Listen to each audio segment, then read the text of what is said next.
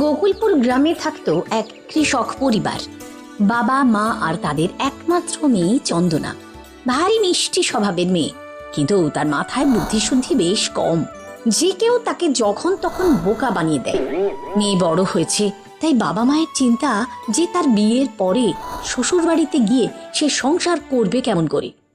আজ মা আমাকে ভাত রান্না করতে বলেছে, থালাগুলো এখনই ধুয়ে নি, তাহলে ভাত হয়ে গেলে চট করে খেতে দিয়ে দেবো। চন্দনা, ও চন্দনা, কি মা?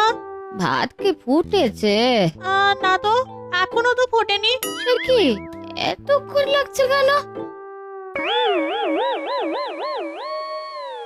আয় আমার পোড়া কপাল রে, এ কি করেছিস তুই? কেন মা, তুমি যখন ভাতের হাঁড়ি চাপাতে বলেছো আমি তো তখনই চাপিয়েছি। উনুনে আগুন না দিলে জল কি নিজে ফুটবে? এমন বোকা মেয়ে নিয়ে যে আমি কি করি। সামনের মাসে তোর বিয়ে, শ্বশুর বাড়ি গিয়ে যে কি করবি কে জানে। পরের মাসে ধুমধাম করে চন্দনার বিয়ে হয়ে গেল পাশের গ্রামের বিনোদের সঙ্গে। তাদের মা আর ছেলের সংসার। সেখানে গিয়ে চন্দনা পড়ল দারুণ মুশকিলে। সব কাজেই বোকামি করে ফেলে, আর তার শাশুড়ি সরলা যান তার উপরে রেগে। এই যে বৌমা, হ্যাঁ যাই। বলুন মা। এক্ষুনি কাপড়গুলো ভালো করে কেচে ধুয়ে বাক্সে গুছিয়ে রাখো। ঠিক আছে মা।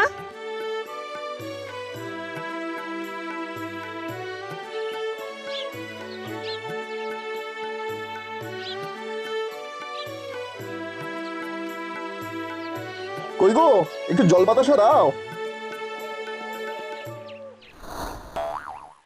আরে এ কি, ঘরের ভিতর থেকে জল বেয়ে আসছে কেন? ও মা, তাই তো রে।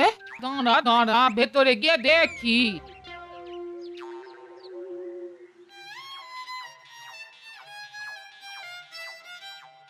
বৌমা, বাক্সের মধ্যে এক গাদা ভিজে কাপড় ঢুকিয়ে রেখেছো কেন? তাই থেকে জল বেরিয়ে সারা বাড়িতে গড়াচ্ছে।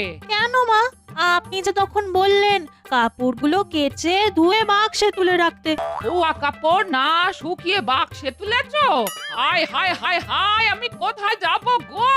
হ্যাঁ, তুমি ভিজে কাপড় না শুকিয়েই? এই হাসিস না বিনোদ, কাল থেকে তুই ওকে সঙ্গে করে খেতে নিয়ে গিয়ে চাষের কাজ শেখা। হ্যাঁ, পরের দিন থেকে বিনোদের সঙ্গে চন্দনাও খেতে যাওয়া শুরু করলো। সে বিনোদকে চাষের কাজে সাহায্যও করতে লাগলো। বিনোদও চেষ্টা করত তাকে চাষের কাজ শেখাতে। কি গো, বুঝতে পেরেছো কেমন করে মাটির নিচে বীজ লাগাতে হয়? মা জানতে চাইলে বলতে পারবে তো? খুব পারবো, এটা তো খুব সহজ কাজ।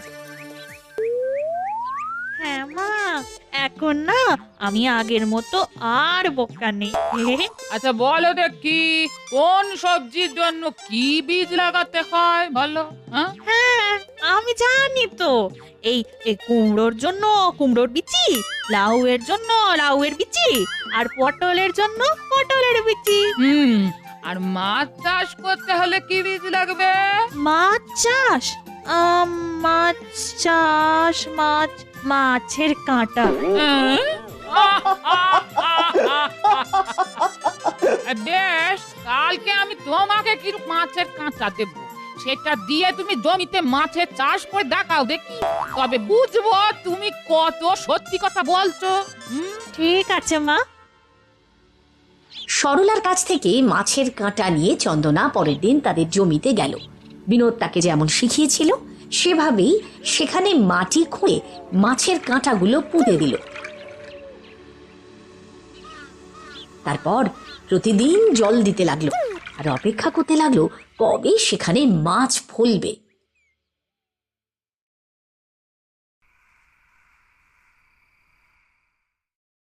এই হদ্দ বোকা মেয়েটাকে দেখলেই আমার রাগ হয়। বাড়ি থেকে না তাড়ালে যেন আমার শান্তি নেই। এই যে মেয়ে, তোমার মাছের চাষ কত দূর গো? এখনো তো কিছু হয়নি, তবে এবারে নিশ্চয়ই হবে। হ্যাঁ, এই একটা কথা পরিষ্কার করে শুনে রাখো, আর এক সপ্তাহের মধ্যে যদি তুমি মাছ ফলাতে না পারো, তাহলে আমি বুঝবো যে তুমি আমাকে মিথ্যে কথা বলেছি। বুঝলে? আর শাস্তি হিসেবে তোমাকে বরাবরের জন্য বাপের বাড়ি পাঠিয়ে দেব। আমি কালকে আবার গিয়ে দেখে আসবো মা।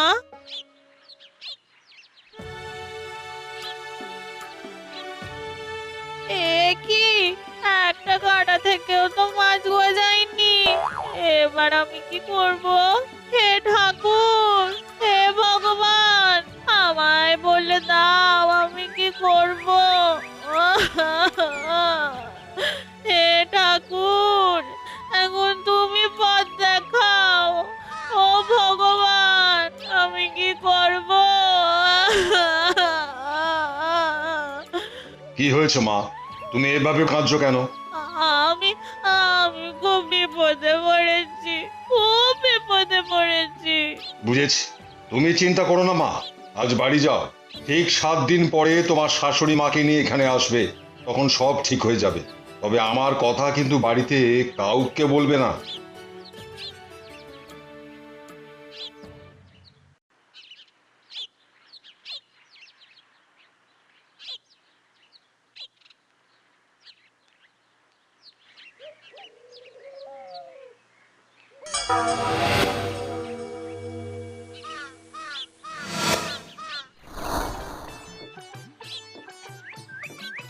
সত্যি বলছো বিনুর মা?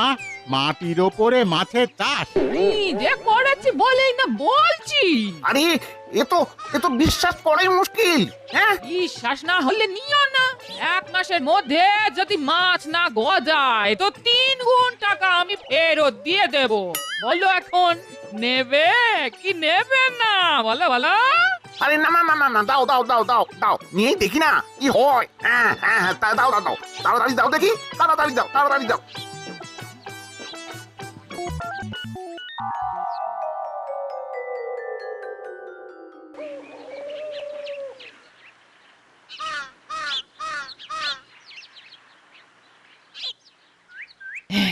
মাসখানেক হয়ে গেল, এবার সবার জমিতে মাছ ফলতে শুরু করবে, আর আমার কাছেও মানুষ আসবে কাঁটা কিনতে।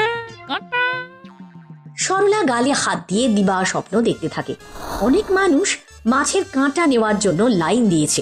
তাদের বাড়িটা দোতলা হয়ে গেছে, তার গা ভর্তি গহনা হয়েছে, অনেক টাকা গুনছে তারা, ইত্যাদি। এমন সময় বাইরে গন্ডগোল শোনা যায়। সরলা বাইরে আসে, সেখানে প্রচুর মানুষজন জমা হয়েছে। তাই অচিরেই তার স্বপ্নভঙ্গ হয়। বলে এই যে বিনুর মা, মিথ্যে কথা বলে আমাদের তো খুব ঠকালে। মাছ তো দূরের কথা, মাছের আঁশও তো দেখা যাচ্ছে না। ধুর, তোমাকে বিশ্বাস করাই আমাদের ভুল হয়েছে। হ্যাঁ, কেন? এই তোমার জমিতে মাছ ফলেনি? আমি জানতাম সব বুঝলো কি বলে কিনা নিজের জমিতে ফলেছে। ফলেছেই তো, ফলেছে।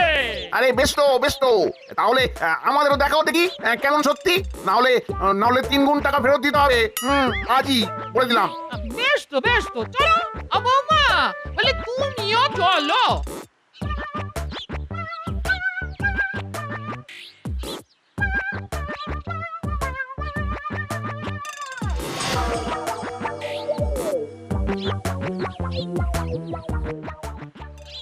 আরে জমিতে তো সত্যি সত্যি মাছ ফলে আছে দেখছি। আর মানে আমাদের বাজে জিনিস দিয়েছে। তবে এই মেয়ে জানে ওই এই সব করেছে। বলি সত্যি করে বলো তো, কি কার সাজি করেছো? বলো। সাধু বাবার কথা তো বলতে বারণ আছে। এখন কি করি? আমি কিছুই করিনি মা, সব ঈশ্বরের আশীর্বাদ। ও সব বাজে কথায় আমাকে বোকা বানাতে পারবে না। ঠিক করে বলো ব্যাপারটা কি, না হলে কিন্তু ভালো হবে না। শান্ত হও, চন্দনা সত্যি কিছু করেন। যা দেখছে সবই মায়া। খেতে কখনো মাছ চাষ হয় না, কিন্তু এই মেয়েটিকে বাড়ি থেকে তাড়ানোর জন্য ও শাশুড়ি ওকে এমন একটা অবাস্তব কাজ করতে বলেছিল। আর সেই অত্যাচার থেকে মেয়েটিকে বাঁচানোর জন্য আমি এই মায়া সৃষ্টি করেছিলাম। ছি মা, ছি ছি ছি ছি ছি, তুমি এইভাবে চন্দনাকে তাড়াতে চেয়েছিলে? ছি ছি, এ তো খুবই অন্যায় কাজ।